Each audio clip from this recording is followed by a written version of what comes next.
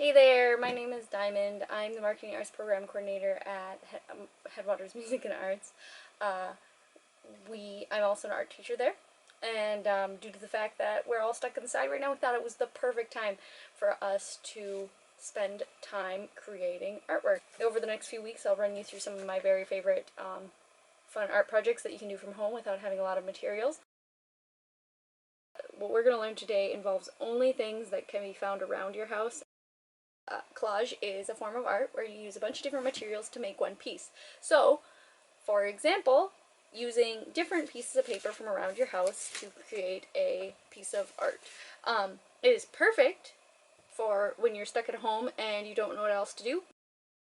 So here's a couple of examples of collages that I've made in the past. So this right here is a name tag. It says my name on it. This is Diamond. I made this for an art camp so that people could easily identify me. It added a little flash. These were Valentine cards last year that I did with my art club. You can get very creative with collages. I glued a bunch of paper together and then I made it so that it moves around inside of the thing. So you can do a puppet show this way. This one, he also moves around. He's a little tiger. So he's also perfect for a little puppet show.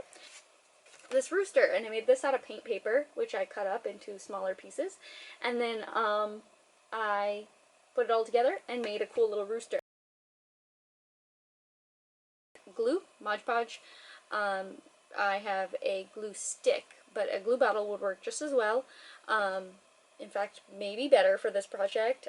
Mod Podge is a little messy, but you can totally use it. So if you got a binding agent, maybe you need to use tape. That's okay too. And you'll need scissors. These are super handy for this project, but you can also rip paper if you don't have a pair of scissors. And if you're not old enough to be using scissors, that's cool too. You can have your parent help you out. From there, all we need is a variety of random stuff we found around our house, such as old wrapping paper, pieces that we cut out of magazines, tissue paper, and then, I have this shiny piece of mail that I got from the credit card company once, and guitar string packs. I may not be using these today, but how great are these? They're little envelopes. So you just need a variety of that stuff. I collect this stuff all year, and maybe you haven't, but I bet you there's something in your house you can find, like a paper bag, a newspaper, a magazine, cards, old cards from people if you don't want to keep those around, all sorts of things like that. Now let's get started. Where are we kind of dreaming we would like to be? Or what do we want it to look like outside? Spring is coming, the melt is slow, I can still see snow out in my trees outside my window, and I'm kind of looking forward to it just being green. So I'm going to make a piece that reflects that, so that's what we're going to do. Let's get started.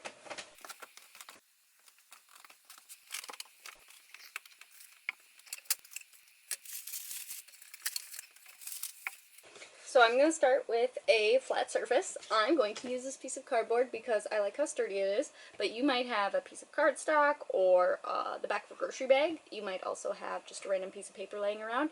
Whatever you use as your backing, that's cool, but just make sure it's a little sturdier than maybe printer paper if you're going to put a lot of weight on it.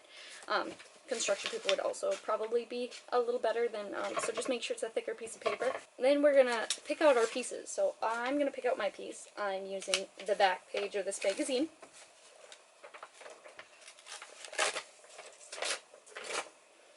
And then I'm going to flip through the magazine and see if I can't find something else that I want to use.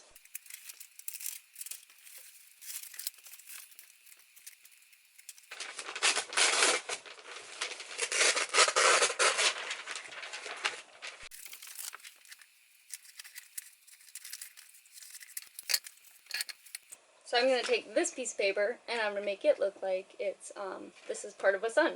So I took the paper that was turned like this, and then I cut it out and turned it upside down. It's supposed to be like this. I turned it upside down. And I'm going to just be creative and glue it on here.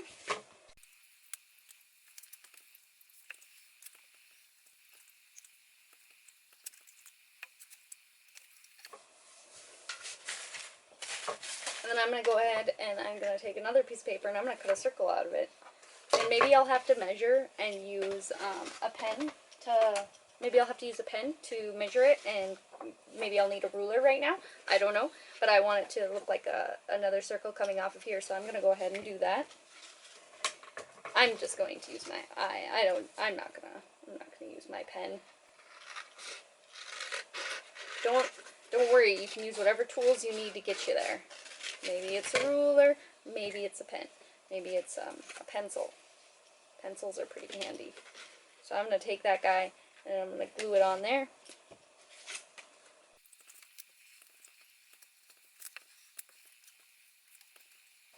I'm going to use this guy as a guide for this one. So then I'm going to go ahead and make this orange circle a little smaller because that's what I want. So I'm going to use my pen to draw just a little bit smaller of a circle in there. And then I'm going to cut that one out.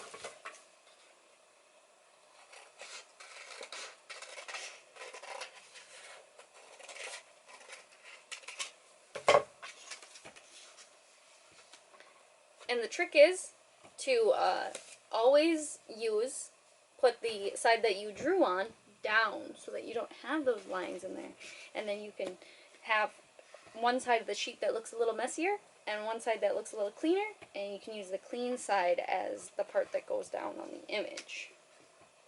So, some sticky glue here. I'm going to glue those together.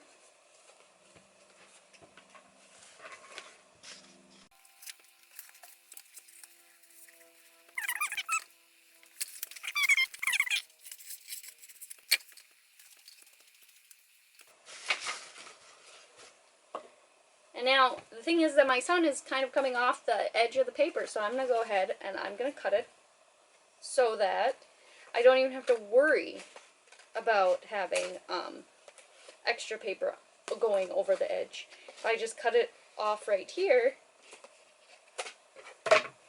it's perfect. I just cut it along the edge. If you need help with that because the paper got too thick, ask someone who might be better with scissors than you are. Here's my old nifty wrapping paper from a gift years ago, and I'm going to cut some trees out of it. So I'm going to go ahead and take my pen and draw some shapes of trees on it.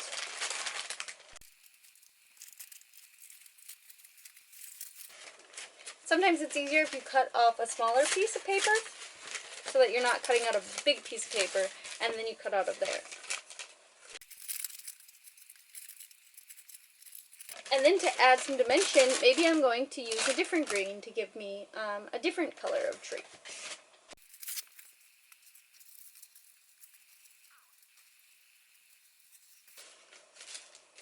And then glue these trees down.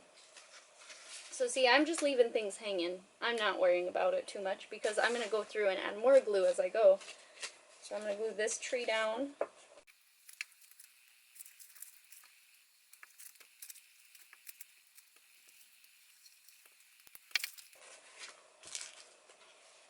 Then I think that those trees look kind of weird because it went too much over. But because I didn't glue everything down yet and I left it kind of hanging, I'm going to go through and just trim a little bit of the green behind there.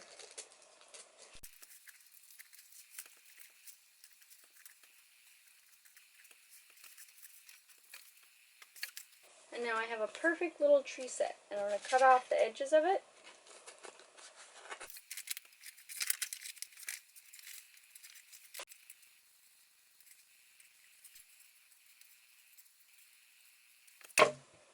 Alright, and so now I have this piece cut out. It doesn't have to be perfect. If you don't want to make it perfect, you don't have to. But the more you focus on getting the edges and the shapes, the more beautiful or more cohesive, the more cohesive your piece will look.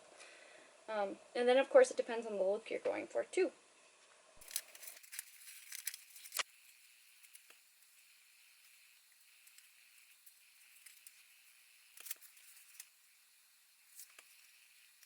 I want to put this flower down right here, but I already glued this down. So since it hasn't fully dried, I'm going to peel it up very carefully, just a little bit, tuck this in under there, and then put some glue under that. So now I'll glue that down, and then I can trim it.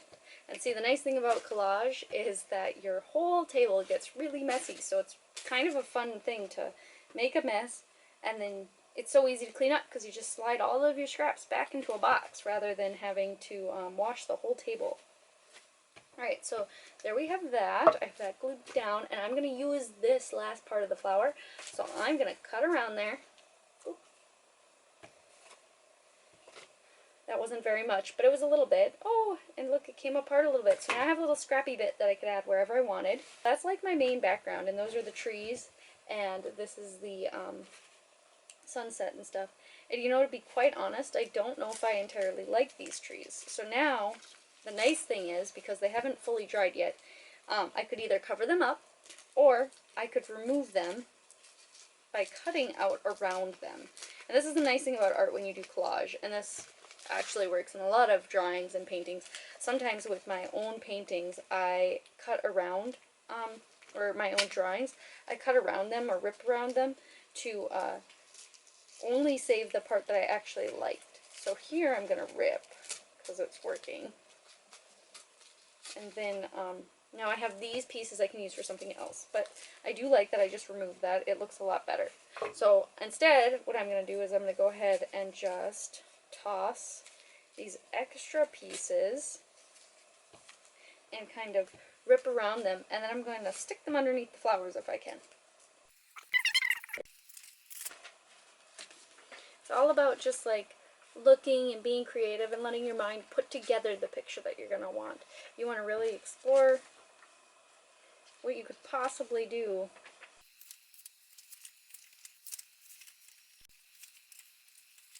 So I found the perfect picture.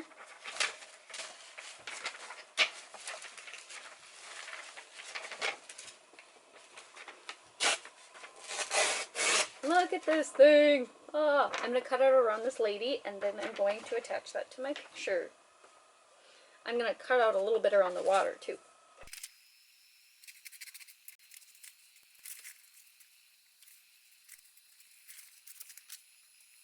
I'm going to cut out larger chunks around her and then go back around with the scissors like we've been talking about, where I get smaller chunks, the detailed parts off after I have the majority of it cut out.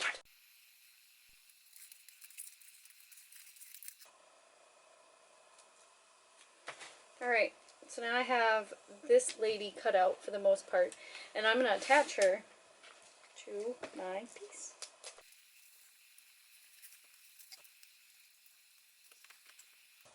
So I have a little bit of a gap right here. I didn't glue down her arms fully because I want them to be free in case I want to put something under them.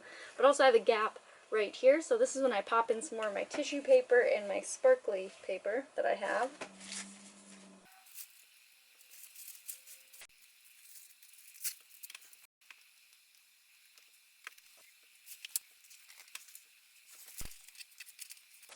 And you should also use words, so I just found this word magnificent, and I'm going to put it right underneath my sun as though these are sun rays.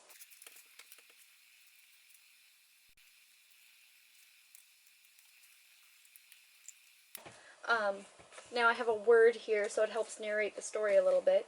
I'm going to cut these scrap edges off because I don't need them no more. And then I'm going to consider what could possibly go here to kind of put together maybe some rocks or maybe some fish. We'll see what I can find.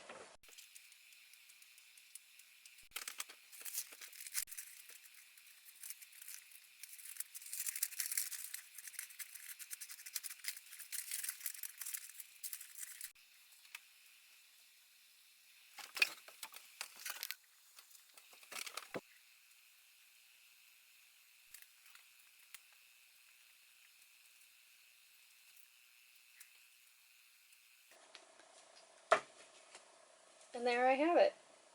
It's kind of a finished piece, don't you think? I'm going to cut off the edges that I haven't cut off yet so that it can be even more finished looking and stuff. This is where you want to be kind of careful because it's going to be tougher and more difficult to cut. But I also have a couple of pieces I realized after, doing a little bit of trimming. I can see that there's a few pieces I forgot to glue down fully. So I'll just toss some glue on there. Just look for any loose bits that might fall off, and then put some glue on them and smack them down. And now here I have it. Here's my little finished piece. This is where I want to be right now. I have some time until I can actually go to the lake and have it be nice, but that's where I want to go. Please post pictures of what you have down in the comments. I want to see them. If you don't feel confident posting them in the comments, or you can just message them to us at Headwaters. Let us know if it's okay for us to share them. We would love to share them on our page. We'll keep you updated as to what you're going to need next week. Stay healthy, stay well, and stay in touch. Thank you. Bye.